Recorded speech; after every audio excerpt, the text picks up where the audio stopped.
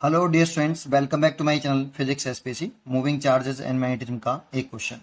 A loop carrying a current I lies in the XY plane as on the figure.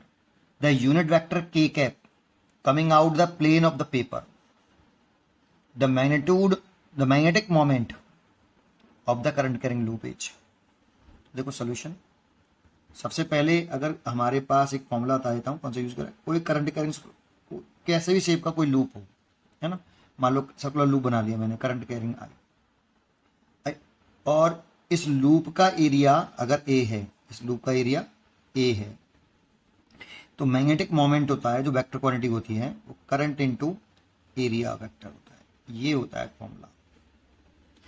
और इस area की direction या magnetic momentum की direction जो होती है वो सेम होती है। और कैसे दिखाते हैं इसमें एरिया की डायरेक्शन? वैसे तो प्लेन के परपेंडिकुलर बाई तरफ दिखाते थे। अब ये टू डायमेंशनल है, ओपन सरफेसेस है, तो एरिया की डायरेक्शन ऊपर भी हो सकती है, बाहर भी हो सकती है। बट इस जगह पर, है ना, जनरल जनरल तो ये होता है कि एरिया की डायरेक्शन आप ऊपर भी दिखा सकते हो, नीचे भी दिखा सकते हो, क्योंकि प्लेन सरफेसेस है। लेकिन इस जगह पर हम एरिया की डायरेक्शन इस तरह से दिखाते हैं कि अपना राइट हैंड ले लो और राइट हैंड का फिंगर को कर्ल करो in the direction of current. Right hand की फिंगर को कर्ल करो in the direction of current. जिधर थंब आए वही एरिया की डायरेक्शन है ना। तो करंट की डायरेक्शन में हमने फिंगर को कर्ल किया, राइट हैंड की थंब ऊपर तरफ आया, तो एरिया की डायरेक्शन इस जगह पर ऊपर की तरफ है। और जो डायरेक्शन एरिया की है वही डायरेक्शन डायपोल मोमेंट की भी है ना। तो चलो अब अपने मेन मुद्दे पर आते हैं, इस क्वेश्चन पर आते हैं। इसमें देखोगे तो इसमें करंट की डायरेक्शन सब में सेम है। देखो दैट मीन्स एंटी क्लॉकवाइज है पूरा। तो एरिया की डायरेक्शन जो आएगी वो ऊपर की तरफ ही आएगी।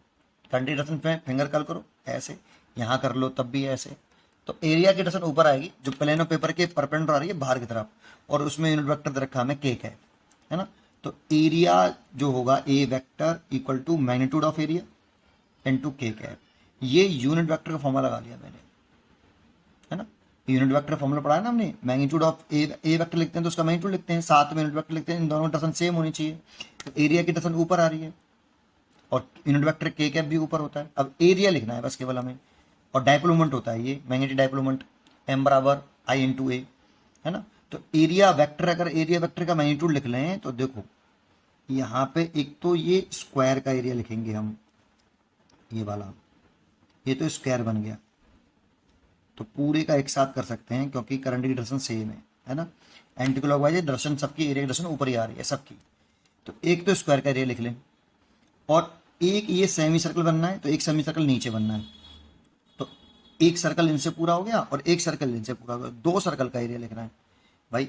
एक सेमी सर्कल ये और एक सेमी सर्कल ये, तो एक पूरा सर्कल कंप्लीट हो गया। रेडियस बराबर है, बट इसकी जो रेडियस है ना, देखो इसकी साइड रखिए ये ए, तो सेमी सर्कल की जो रेडियस हो गई वो हो गई a/2 और स्क्वायर की साइड ए है ना।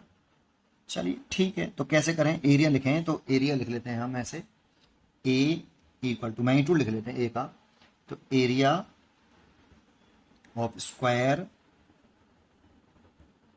Of side length A, side length A. देखो स्क्वायर की साइड लेंथ तो ए है, plus area of two circles. पूरा सर्कल लिखा है, सेमी सर्कल नहीं लिखा बेटा, है ना भाई। एक सेमी सर्कल एक सेमी सर्कल, तो एक सर्कल हो गया ये, फिर एक सर्कल इससे हो गया। यहाँ गड़बड़ कर देते हैं बच्चे, सर्कल का एरिया लिख देते हैं 4 का, बट जबकि सेमी सर्कल से वहाँ पे तो 2 सर्कल लिखेंगे, है ना। सर्कल्स ऑफ रेडियाई जो है वो a/2 है ईच, ठीक है। रेडियस a/2 है। तो देखो स्क्वायर का एरिया तो साइड का स्क्वायर हो गया, तो a स्क्वायर हो गया, प्लस 2 सर्कल्स का एरिया लिखना है तो 2 लगा लो पहले, इंटू सर्कल का एरिया क्या होता है पाई इंटू रेडियस का स्क्वायर। लेकिन रेडियस इसकी जो है ना r बराबर a/2 है, तो पाई आर स्क्वायर कहेंगे, लेकिन r की वैल्यू a/2 का होल स्क्वायर। तो ये हो जाएगा a square plus 2 pi a² by 4, that means a square plus pi a²/2। यहाँ से a स्क्वायर कॉमन ले लूँ तो 1 प्लस पाई/2। ये तो डायपोल, मैग्नेटिक डायपोल मोमेंट लिखे हैं वेक्टर फॉर्म में, M vector equal to vector form में रखा आई दिख रहा है वहाँ पे। तो आई तो करंट आई है और एरिया वेक्टर हो गया हमारा, यहाँ लिख दो इसको, मैग्नीट्यूड यहाँ लिख दो a² 1 प्लस पाई/2 और ये के है।